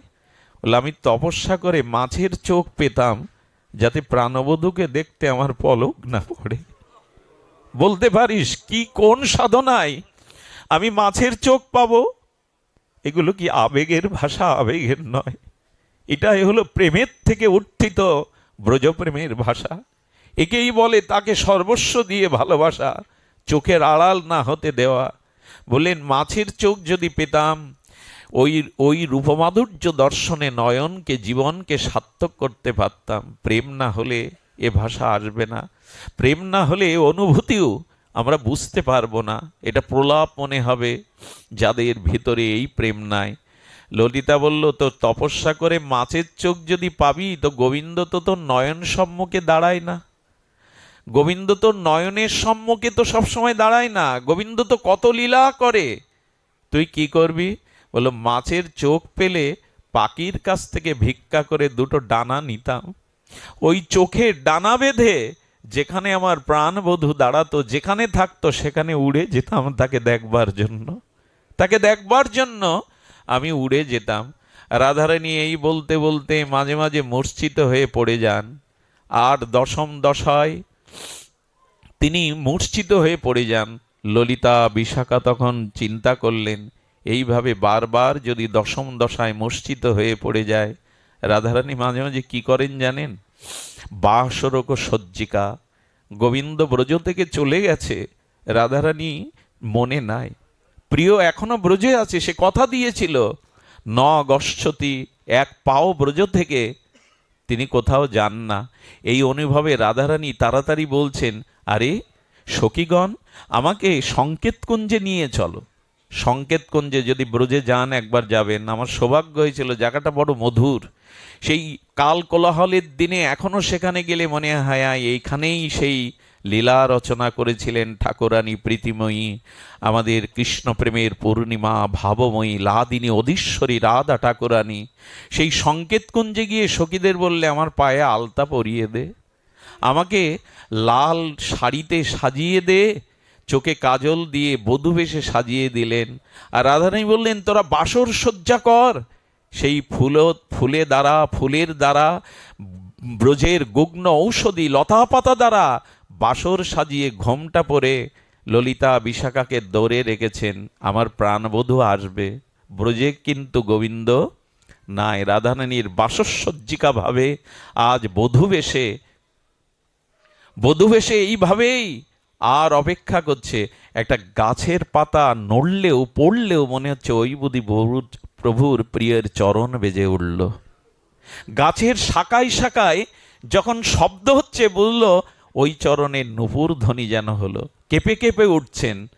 প্রভুর অপেক্ষা করতে করতে সারা নিশি হয়ে গেল। ভোরবেলা যেন প্রাণের আবেশে স্ফুটে দেখছেন বধূ এসে দাঁড়িয়েছে সামনে। বলে, ওকে চলে যেতে বল, ওর মুখ আমি দেখব না, ওর মুখ দেখব না, ওকে চলে যেতে বল। ও সারা রাত অন্য কোনো কুঞ্জে কাটিয়ে এসেছে, চলে যেতে বল, ওর মুখ দেখব না।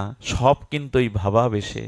ওই কুঞ্জ সাজিয়ে যখন বিদায় নিল, তখন লাল কাপড় আলতা মুছে দিয়ে লতাপাতা বাসরটাকে ভেঙে চুরে মাটিতে লুটিয়ে কাঁদছে, ওরে পেয়েও তো তাকে হারালাম, কেন তাকে দূরে সরিয়ে দিলাম, কেন তাকে বের করে দিলাম নয়নের সম্মুখে। ওরে ললিতা, ওরে বিশাখা, তাকে আবার এনে দে। জড়িয়ে ধরে ললিতা বলেন, আগেই বলেছিলাম তাকে ভালোবাসিস না, তাকে ভালোবাসলে শুধু কাঁদতেই হয়, তাকে ভালোবাসলে শুধু তার প্রতীক্ষায় থাকতে হয়, আগেই বলেছিলাম ভালোবাসিস না তাকে। বলে, ওরে তাকে কি ভালো না বেশি পারা যায়? এই জগতে ভালোবাসার অন্য কেউ নাই। ভালোবাসা তো তার থেকেই এসছে, প্রেম তো তার থেকেই এসছে। ললিতা বিশাখা রাধারানীকে এইভাবে সান্ত্বনা দিতেন। মাঝে মাঝে দৌড়ে বললেন, ললিতা আমি আমার শ্যামকে পেয়েছি। কোথায় পেয়েছিস? এই দেখ আমার নখের জ্যোতির মধ্যে আমার শ্যাম সুন্দর, বলে নখটা জড়িয়ে ধরতেন বুকের মধ্যে। এইভাবে ব্রজ গোপিকারা নিশিদিন তারা গোবিন্দের ধ্যানে গৃহে থেকেও মগ্ন থাকতেন। আপনাদের কাছে শেষ অনুরোধ, এই ব্রজপ্রেমী মহাপ্রভু দিতে এসেছিলেন। গোপীর সাথে গোপীনাথের এই যুগল প্রেম মাধুর্যই আমাদের ভজনের মহাপ্রভুর মহা অবদান। আমরা গৃহে থেকেও যেন ভগবানের নাম, ভগবানের লীলা এভাবেই স্মরণ করতে পারি। আমি এত দূরে সম্ভবত আসি না, কিন্তু কেন জানি না আমাদের শান্তদা, কার্তিক বাবা, মনতোষদা, শ্যামলদা বারবার বলছিলেন আসার কথা। এসে এইটুকু পেলাম, আপনারা হরিকথার যোগ্য শ্রোতা, হরিকথা শোনার আপনাদের অনেক ব্যাকুলতা। পারলে যেখানেই হরিকথা শুদ্ধ ভক্তের মুখে হরিকথা শ্রবণ করবেন। মহাপ্রভুর কৃপা হলে আবারও যদি কোনো সৌভাগ্য স্বীকৃতিতে হয়, আপনাদের সঙ্গ পাওয়ার অভিলাষ লেখে আজকের মতো হরিকথার এখানেই পূর্ণ বিশ্রাম। জয় শ্রী গুরু প্রেমানন্দে গৌর।